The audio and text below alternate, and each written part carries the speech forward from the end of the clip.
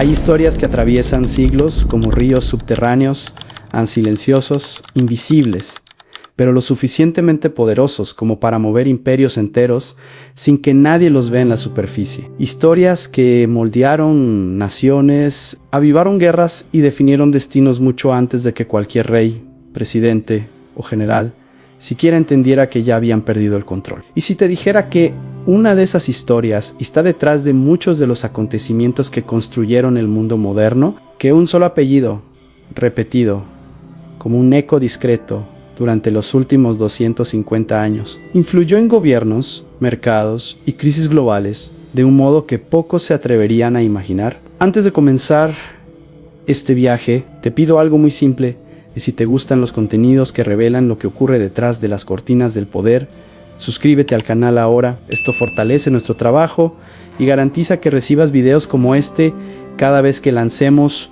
un nuevo capítulo sobre los engranajes ocultos de la historia.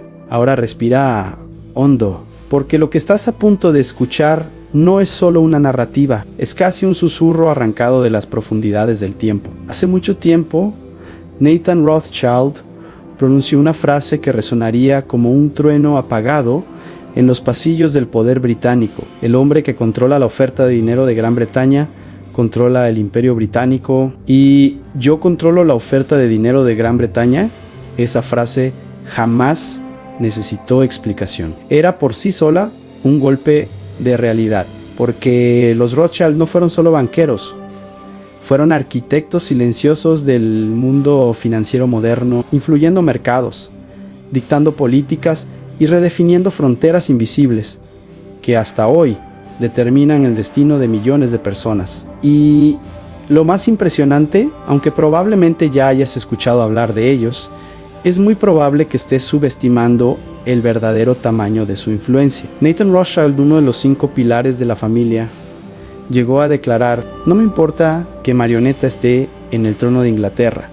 Él sabía que si controlaba el flujo del dinero, controlaría todo: políticos, monarcas, guerras, victorias, derrotas. Todo podía ser dirigido con la precisión de quien mueve piezas en un tablero creado para pocos. Pero para entender cómo esta familia pasó de un callejón estrecho y marginado en Alemania a convertirse en el eje financiero de toda Europa, necesitamos retroceder al origen, un inicio humilde, duro, marcado por la discriminación y por puertas cerradas. Es ahí, en el desconfort, donde nace la historia que de cierta forma aún nos alcanza hoy. La historia comienza con un hombre llamado Mayer Amschel Rothschild. Nació en 1744 en una calle angosta llamada Judengasse, literalmente el callejón de los judíos, en Frankfurt. Ese lugar no era solo una dirección, era una prisión invisible. Las leyes restringían la movilidad de los judíos,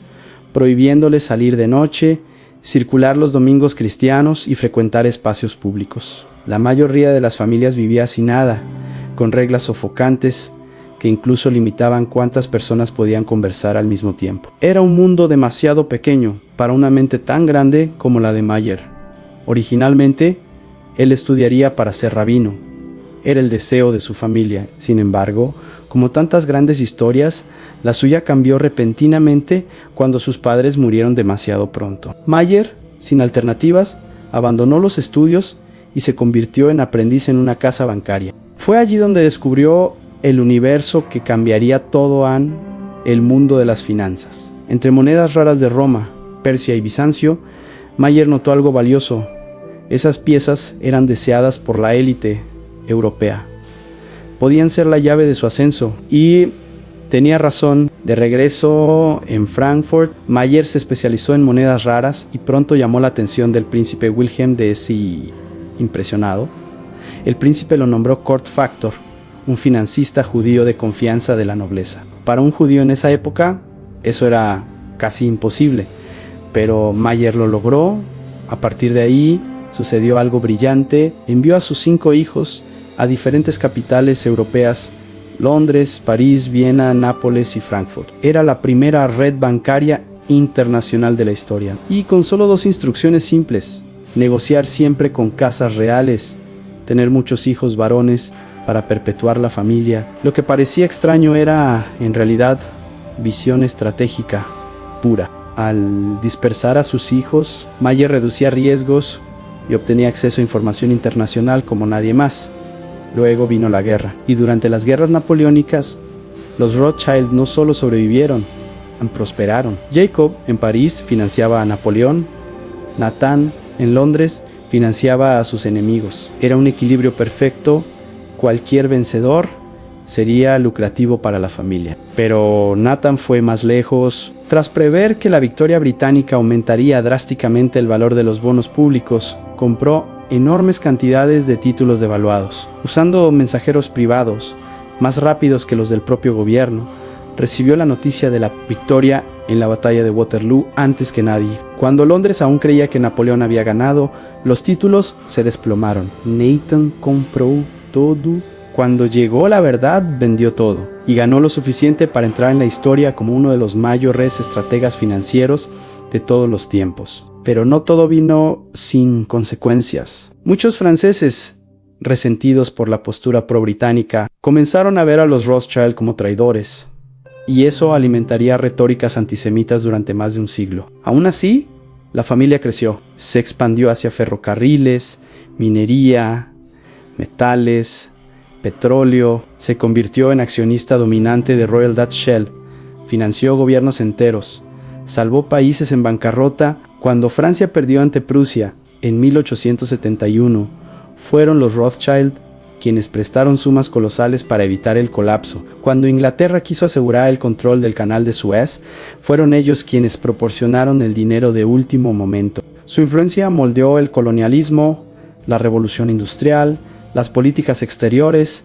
y el crecimiento de imperios. Y en medio de todo eso, también se convirtieron en mecenas de las artes, las ciencias y la filantropía. Crearon bibliotecas, museos, hospitales, patrocinaron exploradores, naturalistas, pintores, músicos, arquitectos, pero nada dura para siempre. El declive de la familia comenzó con guerras, persecuciones y cambios políticos. La filial de Nápoles cerró, luego Frankfurt, luego Viena, confiscada por los nazis, después París, nacionalizada en 1982, aunque quedaba Londres, la única que resistió a todo. Hoy, los Rothschild son más discretos. Sus negocios fueron reorganizados en 2008 y la familia actúa en sectores como energía, finanzas, minería, bienes raíces y viticultura. Su patrimonio actual, sumado entre empresas y participaciones globales, supera los 12 billones de dólares. Ya no son la fuerza titánica que dominaba el siglo XIX, pero siguen siendo influyentes, estratégicos y misteriosos, exactamente como siempre fueron. Y si hay algo que su historia nos enseña, es que pequeños eventos pueden alterar por completo el rumbo del mundo. Si Mayer se hubiera convertido en rabino, como estaba planeado, quizá Napoleón habría ganado. Quizá Europa sería hoy completamente distinta. Quizá nombres famosos jamás habrían surgido. Quizá el mundo moderno sería irreconocible. Pero la verdad es simple. Ante guste o no, los Rothschild ayudaron a escribir capítulos enteros de la historia menos, y gran parte de ellos permanece invisible hasta hoy. Si llegaste hasta aquí, deja en los comentarios un emoji de ojos, para saber que te quedaste hasta el final. Y claro, suscríbete al canal para seguir explorando historias profundas, intensas y transformadoras, como esta, que tu día sea ligero, productivo y lleno de motivación. Y recuerda, el conocimiento libera menos, y tú estás en el camino correcto.